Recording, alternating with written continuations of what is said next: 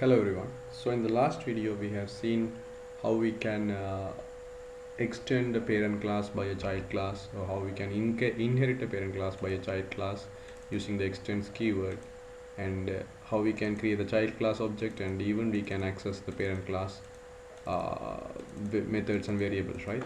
So if the variables are public, you can directly access from this child class. Otherwise you may have to use the getters and setters of the parent class. That is so obvious. Yeah, I mean, if the variables are private, you have to use the getters and setters of the parent class. Okay, and also you can call the parent class methods directly. Everything works. Okay, now you understand, okay, what inheritance is, inheritance, and how it can be implemented, how a parent class can be connected with the child class, and when a child class is created, when a child class is created in a parent class, how we can access, what are the things we can get in the child class and what are the things we cannot get. Okay, and why there is a need of an inheritance. Those kind of things, right? What are the things you can access from the child class object from the parent class, all those things. Okay, now even though we access the parent class methods, and even though everything works fine, let's try a method in the child class as well, because the child class doesn't have anything for now. Okay, so let me write a method and make sure this I'm sorry, I'm in wrong person. Make sure this child class method also accessible in the parent class, in the object. That means what I am saying is, okay, we have a parent class, we have a child class, and we create an object of the child class, and we access the methods of the child class, sorry, parent class, through the child class object. That's correct, right? So as I said, the children can access the parents properties and variables, but what about the children's own methods and variables? Okay, so if the children also can have his own variables and methods, and that also should be accessed from that object, as I said, because you get your father's properties and you get his house and all, and also you can have your own mobile phone, you can buy it for yourself, and still then you can use that as well. You should be right. So what I'm trying to do is I'm trying a method, let's say public void let's say say Maruti. Okay, I'm just writing some method, and I'm going to say system dot out dot println. Okay, and then I will, what is this, print something. Okay, I am the child, I am the Mardika. It should say I am the Maruti brand. I'm sorry, Maruti brand car. What is this? Brand car. Okay. Now this is nothing but the son's smartphone. Okay. He accessed the parents, his father's, all the houses and properties. Okay, this and this. Okay. I mean, since these are private, you have to use the setters and getters. Okay, you know those things. He accesses all those things. At the same time, he can have his own mobile phone as well. So this is his own mobile phone that he bought. So he should be able to access everything here from his parent, and also his own mobile phone as well. You get what I'm saying, right? So I will save the method, and here the car maker, let's see whether we can create call the method or not. Okay, so maybe after the colors and all.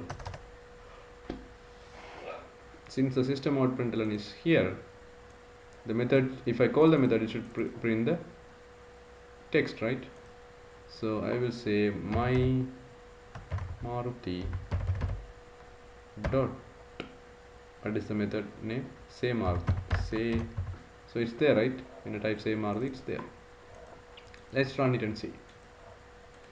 Okay, I'm running it. So then maybe I didn't save it. I don't know whether it will work or not, since I didn't save. It auto saves. Okay, you see it's working, right? It's printing the same Maruti thing. Okay, say I am the Maruti brand car that I wrote inside the child class itself. So now you're clear, you can access the parent class as well, parents method as well, also the child's methods as well. It's very clear, right? So this is one thing. Okay, keeping it this way, we were also encountering another problem that you may remember in this scenario. um, you remember, like, I have commented these constructors, right, of the parent class. We due to some error. Okay, so when I create a constructor, what is the meaning of it? For a class, you have to use the particular constructor to build a class. Okay, you can have more than one constructors, that's so fine, right? Okay, but sorry guys, there are some rules to have more than one constructor. We don't break it. We can study about that later in the overloading and overriding and polymorphism things. Now you can have different kind of constructor for a same class with the same name, class name. So now I'm removing this commented out part and I revert that thing that I commented out. Okay, I will manually do it. Okay, so I will removing these comments now. Okay, so I'm re-adding the constructor now. Okay,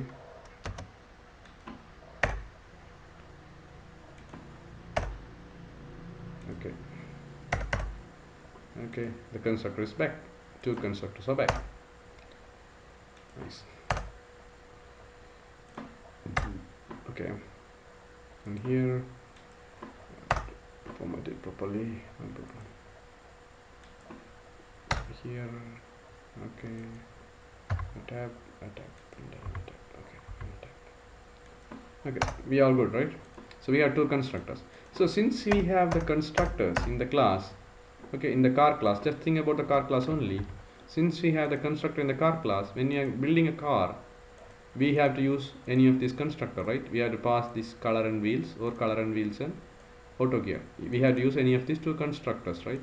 But if you don't have it, okay, you know the initial tutorials, if you don't have any constructors, then we build a car just like this. See, like new car, this way. Okay, just with the two calibrations. If you don't have constructors, but if you have constructors, we have to use them.